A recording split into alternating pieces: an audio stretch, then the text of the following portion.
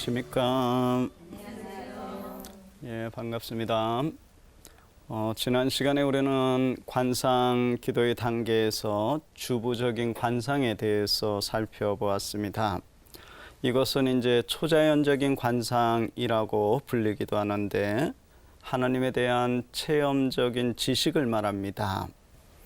그 아빌라의 그 성녀 데레사는 이것을 이제 주부적인 잠심이라고 표현하기도 하였습니다.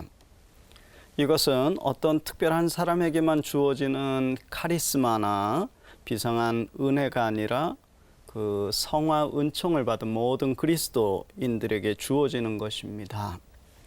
이것은 개인의 성덕과 직접적으로 관계되기 때문에 이것을 이제 성화 은총과 조력 은총을 이것은 이제 요구합니다.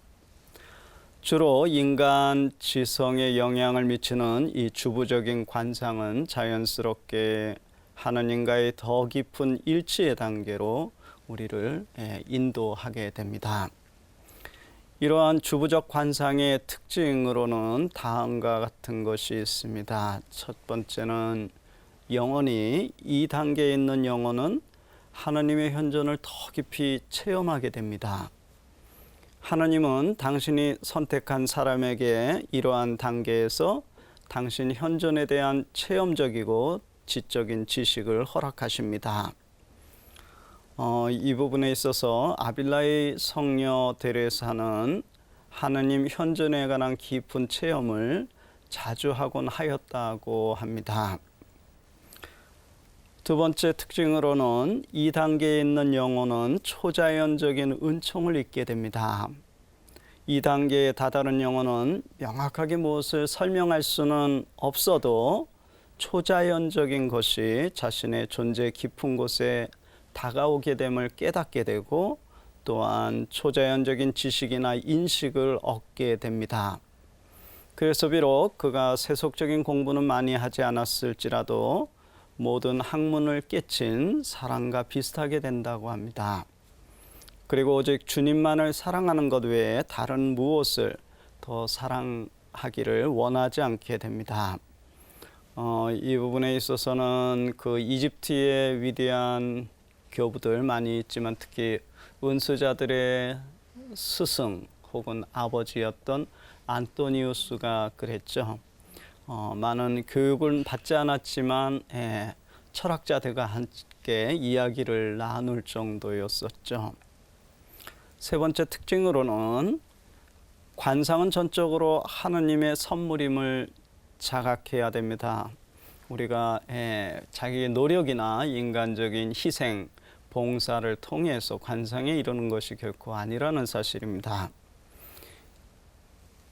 이것은 전적으로 하나님의 선물입니다. 그분께서는 당신이 원하시는 때에 원하시는 방법으로 또 원하시는 사람들에게 당신을 원하시는 만큼만 드러내십니다.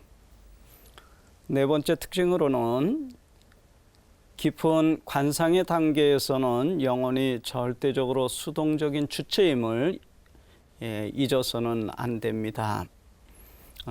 우리가 영성생활에 초심자의 단계에서는 인간의 활동, 능동적인 측면이 많이 부각이 되고 초자연적인 측면은 적게 미미하게 드러나지만 이제 영성생활이 깊어지면 반대로 됩니다. 하나님의 역사하심이 더 커지고 인간의 역할은 아주 미미하게 된다는 거예요. 즉 인간의 역할은 아주 수동적이 될 수밖에 없게 됩니다. 인간은 결코 자신이 원할 때 아무 때나 관상할 수 있는 것이 아닙니다. 이것은 인간의 능력을 벗어나는 초자연적인 영역으로서 전적으로 그분의 의지와 뜻에 달려 있습니다. 그러므로 엄격히 말하면 그분께서 원하시는 때에 원하시는 방법으로 또 원하시는 만큼만 원하시는 사람들에게 당신에 대한 체험적인 지식, 인식을 허락하신다는 사실입니다. 이 부분에서 인간은 절대적으로 수동적 주체임을 망각해서는 안 됩니다. 그 성 토마스 아퀴나스 중세 스콜라 학자였죠. 대단한 학자였는데 이분은 이러한 단계에 있는 인간은 은사의 작용 아래 단지 수동자로서 행동할 뿐이라고 그 자신의 책 신학대전에서 지적하였습니다. 다섯 번째 특징으로는 이 단계에 이른 영혼은 이제 비로소 하나님에 대한 인식 혹은 하나님에 대한 지식을 어렴풋하게나마 갖게 됩니다. 그러나 비록 성령의 은사에서는 관상적인 광채가 이 단계에 있는 사람의 신앙을 외적으로 비추기는 하지만 그러나 아직 내적으로 완전히 비추는 것은 아닙니다. 아직 그 더 깊은 단계로 넘어가야지만 이것이 이제 가능하겠죠. 오직 영광의 강체만이 하느님과 그분의 신비에 가는 것을 분명하고 뚜렷하게 관상할 수 있게 해줍니다.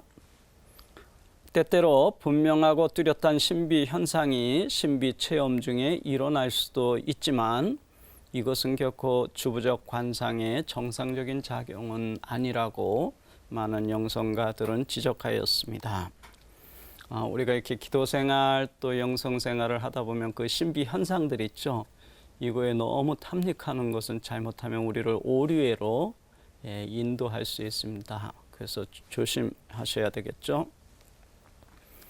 여섯 번째로 이 단계에 다다른 영혼은 하나님에 대한 강한 확신을 갖게 됩니다. 성령은 주부적 관상 중에 영혼에게 강한 확실성을 허락하기 때문에 관상가는 이 단계에서 하나님께서 손수 자기 안에서 활동하고 계심을 결코 의심하지 않게 됩니다.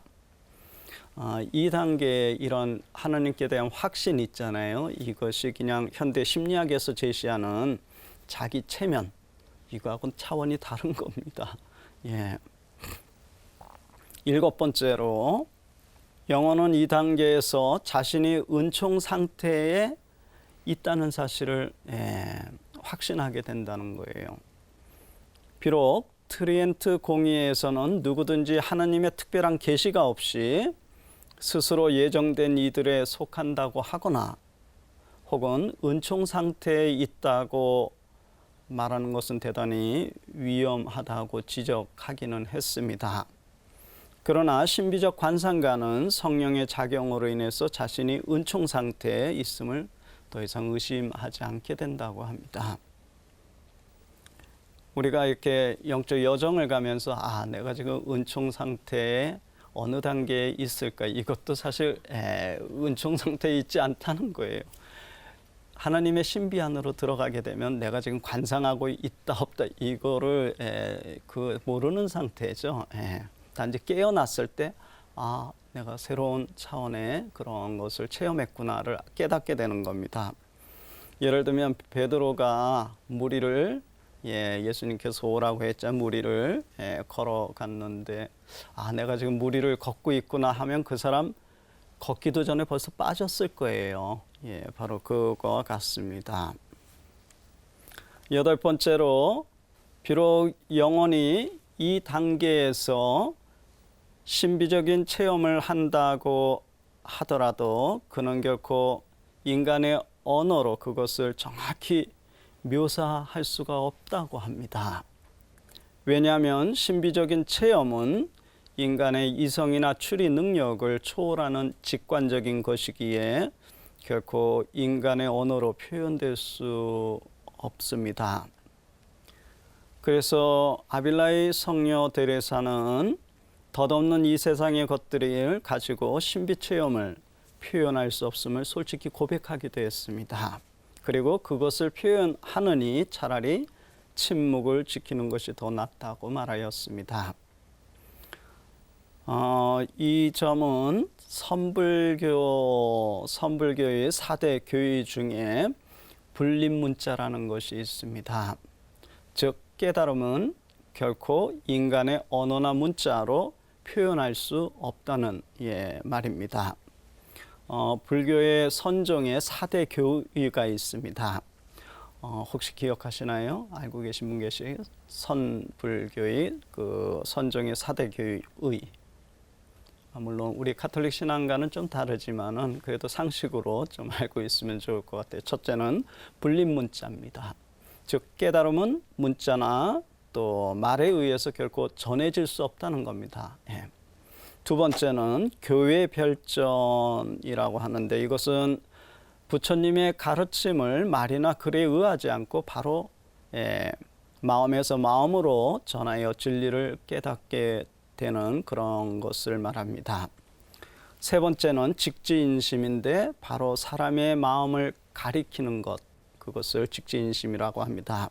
그리고 네 번째로 견성성불이라고 있는데 이것은 본성을 보면 부처가 된다는 말로써 본 마음, 본래의 그 마음들 있잖아요. 이것을 깨치게 되면 바로 깨달음의 경지에 이르게 된다는 뜻입니다. 모든 중생은 불성을 갖고 있어 교리를 공부하거나 계행을 떠나서 직접 자기의 그 마음을 교화하고 수행하면 누구나 다 부처가 될 수 있다고 이제 불교에서 이제 가르치고 있습니다. 역시 여기에서도 얘기한 불림문자, 깨달음은 인간의 언어로 표현할 수 없다는 그런 것을 이야기하고 있습니다. 아홉 번째 특징으로는 신비 체험은 때로 인간의 감각 기능에 영향을 미치기도 한다고 합니다. 때때로 그러한 체험을 한 사람은 내적으로 강한 영적인 희열과 기쁨을 느끼거나 혹은 인간의 그 감각 기능의 변화를 가져오기도 한다고 합니다. 즉, 갑자기 그런 신비 체험에 체험하고 있는데 눈이 흐릿해지거나 혹은 호흡이 약해지기도 하고 혹은 때로는 그 호흡이 끊어지기도 하고 체온도 내려갈 수도 있다고 합니다. 그리고 이제 우리의 그 사지가 마비될 수도 있다고 합니다. 이 부분에 있어서 십자가의 성녀는 이런 현상은 신비생활의 초심자에게 진보한 자가 아니라 초심자에게 일어날 수 있음을 언급하면서 이것을 무시하고 계속 기도해야 함을 강조했습니다. 거기에 집착하게 되면 또다시 오리에 노출될 수 있다는 거예요. 또한 아빌라의 성녀 예수의 데레사 역시 다음과 같이 지적하였습니다. 인간의 신체 기관은 일정한 방법으로 반응하기 때문에 만약 정신이 강한 활동으로 이끌려 들어가게 되면 자연히 육체에도 필연적으로 영향을 받게 된다고 이렇게 이야기했습니다.